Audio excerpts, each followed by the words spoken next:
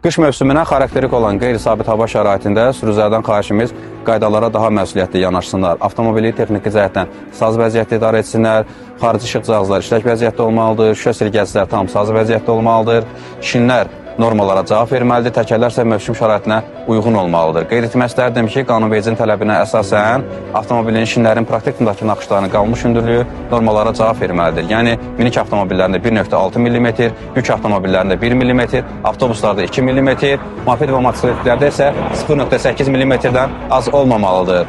Mənzil başına rahat və təhlükəli şəkildə çatmaq üçün avtomobil texniki cəhətdən saz vəziyyətdə idarə olmalıdır, şinlər normalara cavab verməlidir, təkərlər isə mövsüm şəraitinə uyğun olmalıdır.